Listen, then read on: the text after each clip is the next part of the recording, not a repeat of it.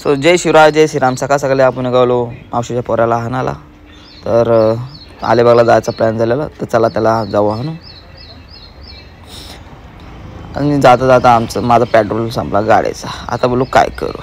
कशी तरी धक्का मारी थोडीशी आणली आणि टाकी घेतो फुल करून. नीट 700 रुपयाचा पेट्रोल टाकला आणि टाकी फुल करून अनिकेत भाऊ तिकडे चालतच होता, पण त्याला ओळखलंच नाही. बोलू अनिकेत भाऊ बारीक कसा झाला. नंतर पुढे गेलो. अनिकेत भाऊ होता वेगळ्या बाजूला होता बाबा. त्यामुळे टर्न माझा व्हिडिओ काढता काढता गेलो पुढं.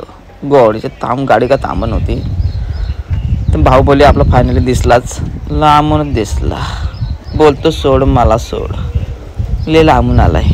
कसं तरी भावाला घेतला गाडीवर आणि भावाला बोलू राशनमध्ये एक फेमस गोष्ट तुला मस्त की पाचतो. गरमी दिवस होतं तर आम्ही गेलो मस्तपैकी लिंबू सरबत प्यायला. शिकंजी लिंबू सरबत दे, पण शिकंजी काय नाव ठेवलं का समजा ना मला. शब्द नाव शिकंजी आहे का समजा नाही हो. तर मस्त की उन्हाळ्याच्या गरमीच्या भरात मस्त पद्धतीशी बाई 2 शिकंजी सांगितलं बनवला. त्याला बोलून नुसता बर्फ टाक बर्फाची शिकंजी घेतली ना. लगेच भावाला दिले चाकला. पण तिथं मोठा माझा पचका आला. कारण भाव बोलतो आमची इथे आयडिया बोलतो 5-6 वाला आहे. बोलतो 5 आहेत. तसं आम्ही निघालो वायलच्या नदीत पावाला. आपली नेहमीची जागा. तिथे दिसला आम्हाला फोडसा बघून हवा ताईट झाली स्टार्टिंगला, पण नंतर काय नाही वाटला. सवय आहे ना. अचानक दिसली कुठली गोष्ट तर भीती वाटते. पटापट घेतलं कपडं काढून.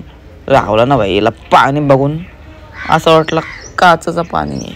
नुसता गोरा पाणी होता. आता पाणी होता बाई. पद्धतशीर भाऊ कपडे काढून उडीत टाकायचा जाम विचार होता, पण उडी टाकली नाही. नंतर बोललो मीच पटापट काढली टी-शर्ट. बाई मला राहलंच नाही. फेकून दिली. 250 रुपये टी-शर्ट होते हो. विचार नाही केला आणि डायरेक्ट गेलो. बोललो आता सुरुडी मारतो. पण मध्येच मला कसला रोग आला का समजत नाही. उडी मारायला गेलो ना सुसाईड उडी मारून टाकली. भाऊ बोलायला लागला उडी कुठली होती. बोललो मलाच नव्हता माहिती.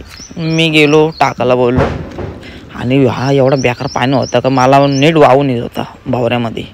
मी कसं तरी चिपकवले का निघालो बाहेर. भावानी पण उडी मारली. भाव पण बोलतो इथं पाहून ना जमाचा. तर आम्ही गेलो बाई वात्या पाण्यावर. पाटाचं पाणी. इथून आम्ही मस्त आहे की सरपंच खेळत मस्त आहे की गेलो वाहवत. इथं पैसा वसूल झाला बाई आमचा.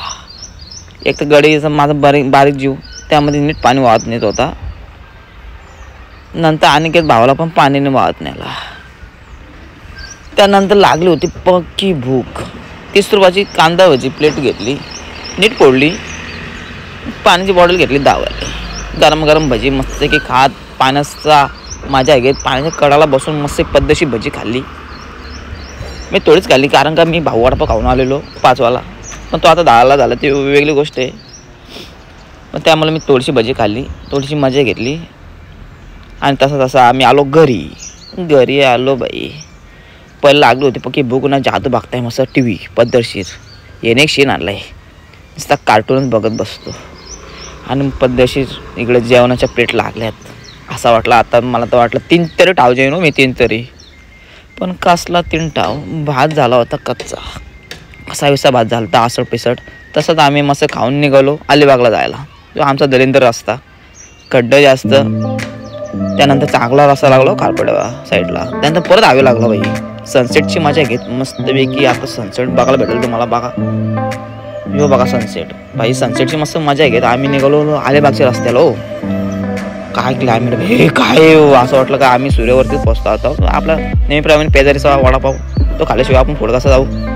मस्तपैकी वडापावच्या जागी पॅटेच घातला आणि घरी आलो कसं तरी. भाई बोललो जाम कंटाळा आलेला. झोपी आलेली. प्रवास करून ताट झाली. तर बोललो आज ब्लॉगला इथं आपण एंड करू आणि आपण भेटू नेक्स्ट ब्लॉगमध्ये. तिथं आम्ही मस्त की अलिबाग